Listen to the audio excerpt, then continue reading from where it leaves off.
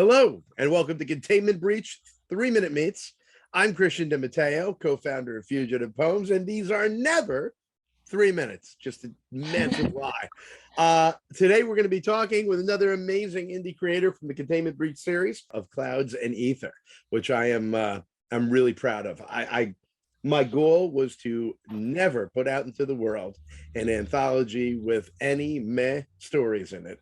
And now for 4 volumes, I can tell you that James and I, James Lyons, co-founder of Fugitive Poems, have not yet. And the reason for that is that we are looking to raise the banners of all these unbelievable creatives, indie comic creatives out in the universe.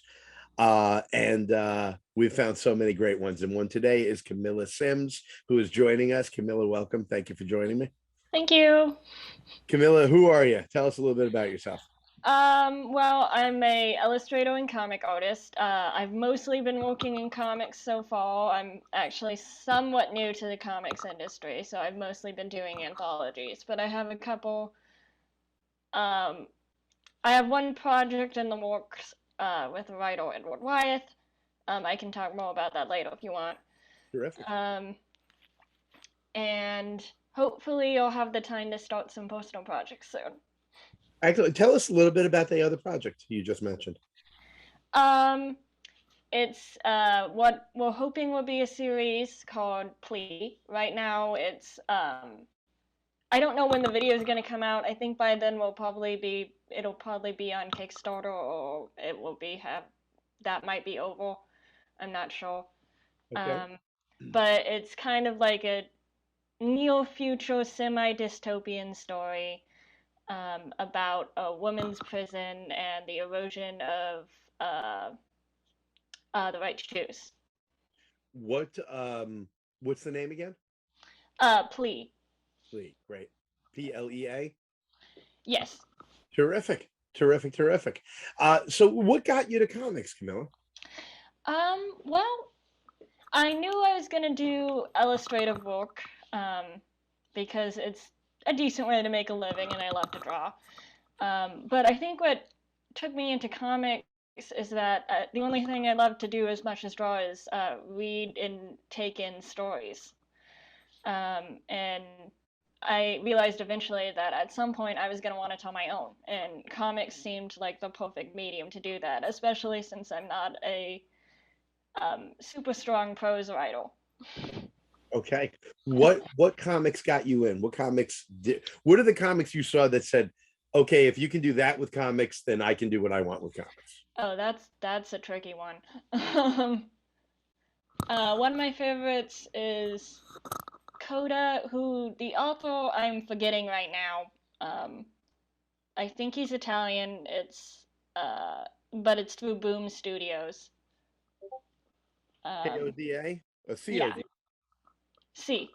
Yeah. Matthias Vergara and Simon. Yeah. Yeah, I really loved that one. There's lots of others too. One of my favorites right now is totally different thing, but Magic Fish. Yeah. What did Coda spark for you? What about it attracted you? Well, I thought I really loved the ink work for one thing, but I think what also really attracted me is that like I'm a big fantasy reader, and usually novels, but also like comics and graphic novels. And I really liked the way they were playing with some like really tired fantasy tropes and making them new and interesting. And kind of doing things that like I haven't seen a lot of people do before. Let's talk about novels. What are some of your favorite novelists, your favorite writers? Well, one of my favorites is Leigh Bardugo. She writes a lot of young adult fiction, but she also has an adult series right now that's really, really good. Let's see, those others too. This is a hard question. I can't talk about fantasy books without talking about Brandon Sanderson. I haven't read his Cosmos series yet because it's big, but the Mistborn series is one of my favorites. Right over there. Yeah. My good friend Brett Patney, shouting him out here. He insisted when he found out I hadn't read it. He insisted that I read it. So what you submitted to Containment Breach, and we were totally taken with your work. You have such a unique style, such a unique way of putting characters on the page, and energy, motion really struck me. And we paired you with, and what happens here is that every book has its own unique umbrella theme. Nobody knows the theme until after they've been accepted to be on the project. Then we pair people. Occasionally we have teams come in, but mostly we get artists and writers and colorists and inkers and pencil letterers rather, and we put everybody together in a team, and we tell them the overall theme, and then we make everybody come up with their own unique theme, send it to me, and I shuffle them up and send them back out. And your team was lucky enough to get one that I'm very proud of. This was actually mine. I was psyched about it. Hammurabi's Coat. And we paired you with Leland Bjerg, who immediately wrote back to me and told me in our interview that he was secretly angry. He said, surely you mean Hammurabi's Code? And he said, it was a typo, right? I said, no, it wasn't. And so every team has to come up with, they have to incorporate somehow the prompt into their overall story. And you guys just went into it. You decided, you know what? The hell with it. We're going to make it our whole story. And the name of the story is Hammurabi's Coat. Tell me a little bit about working on the story with Leland. Well, I can't take much credit for the story itself because all the writing was Leland's. But he's a really great person to work with. He's pretty easygoing, and he's quick to ask me if there's something that I can't do or something that's going to be difficult. This is the second project I've worked on him with. We were also paired together for a Kickstarter that just finished when we're recording this, called Fairy Tales from Mars. Leland told me this. I've been dying to talk to you about it. Apparently, someone else randomly paired you, which tells me that there's something there, that several people see the two of you separately and say, you know, it'd be great together. Because James and I, when we were pairing, we looked at your art and we looked at Leland's writing and said, I'd love to see this together. And it cracks me up that somebody else thought the same thing. Tell me again the name of the project. The Kickstarter was Fairy Tales from Mars. Our story was Daughter of Phobos, which I did a completely different style for that one. I was using a traditional watercolor. Yeah, he's really great to work with, and I hope I get to do more with him in the future. I'll tell you, you guys were an incredible team, and one of the great. So I'm also a writer, and James is an artist, and we make our own comics. And putting our own comics in these is a thrill. But one of the greatest thrills, despite all that, is functioning as editor and getting to watch a story get built from scratch and watch the collaborators come together. And yours is one of the most fun projects to watch come together. You guys work together, so at least from the outside, it looked beautifully, and it sounds like from the inside as well. And the end results speak volumes. There is a page that when I read the script, I said to Leland, Kamilla is going to kill you, because he decided on one page to cover, I don't know, the history of the world and science on a splash page. And I was like, oh my goodness, yes, someone is going to murder you. And you did it, not murder him. But I don't know if you attempted. Holy cow, I cannot wait for people to see this page. Tell me about the process of approaching that and putting it together. Well, obviously that's a pretty complicated topic, and there was a lot on that page, and went through a couple rounds of, okay, I need to move this here so he can better fit the type in a more interesting way.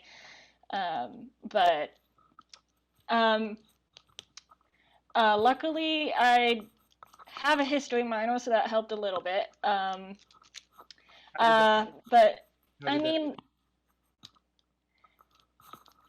I think. Sorry, I just got lost in my own head here. I do that all the time, no worries. it's a more complicated story than you can tell in one splash page, obviously. Right. But there was a very, very simplified version that you get taught in like school and stuff. So I just decided that for simplicity's sake, we're going to stick to the simplified version. And that once you know that, it's easy to figure out what you need, and the tricky thing is just placing it on the page so that it looks good and doesn't like crowd it to the point where the type can't fit and that kind of thing. And on top of the complicated visuals, yes, there's a ton of writing. There's a ton of Hammurabi is talking through the whole thing. You've got to fit in lettering. I think that what you did on that page is the definition of comics. It's figuring out how to tell a complex story in a short space using mostly visuals. It's almost like in that one page you give a crash course on comics. I can't show all the connective movement between these things. I have to show just the right images that suggest motion, suggest time passing, and give the full view of the concept, but with as few visuals as possible. And it's got to look good. It's got to be able, you got to be able to follow it. And it's got to be exciting and something you want to read, not, okay, that was a history lesson. It can't feel that way. And Kamilla, I honestly think you accomplished all of that so well. And you and Leland, what you figured out about the approach and what you figured out about getting it on that page. And you did the Leland did the lettering, and you did the coloring, and it came out wonderfully. What is next or ongoing for Kamilla Sims? Well, ongoing is is Plea that I just talked about. I don't know what stage that'll be in by the time this is released. But right now I'm working on finishing up editing like ink work, and hopefully I'll be doing colors soon. I have some more colorist projects lined up. It's hard to say if I'll have more inking and penciling and anthology work by the time that this comes out. I've applied to several more, but I haven't heard anything back yet. So I don't know what that will be. Okay. But I'll get to work with Leland again. I'm coloring one of his projects. And yeah, I'll be working with Edward Wyeth again too to do coloring. Great. Hopefully I'll have a personal project in the works right now. I have several ideas, but they're all still in brainstorming stages, and I don't know which one I'm going to start, so that's kind of hard to talk about right now. Where should we be going to find out what's going on with Kamilla Sims? Where's the best places? It's kind of tricky, but probably you can look at my website, which is KamillaIllustration.com. Those Which, also by the way, is great. It's amazing how many people have terrible websites and need to work on them. And I talk to them like, you got to have this presence. Your website is amazing. I've gone through it for fun a few times. Like, really, I had you on the project. I love looking at your work, and it's so easy to look at on that site. You did a great job with it. So I'm glad to hear that, because I've been meaning to update it. Like, I don't have anything from my recent projects on there right now. Oh well, I let me know, because I want to see more. Kamilla, what is it? KamillaIllustration. KamillaIllustration.com. Go there now. You're going to have a great time with it.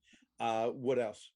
I'm also on Instagram and Twitter, which ended up slightly different because I made them at different times, but both is just my name. At Kamilla Sims?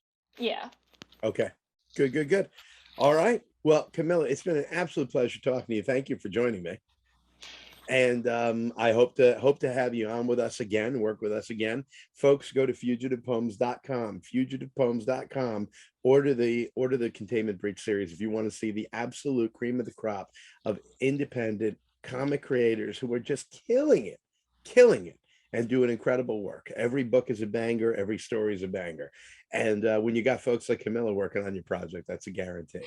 Go to Fugitive Poems, order the Containment Breach series, at Fugitive Poems on Twitter, at Fugitive Poems on Instagram, at CDM ETC on Twitter if you want to find me, but it's probably easier to go to at Fugitive Poems. Kamilla, it is so awesome to have talked to you, and I can't wait to see what you do next. It's been a pleasure working with you. You too, thank you.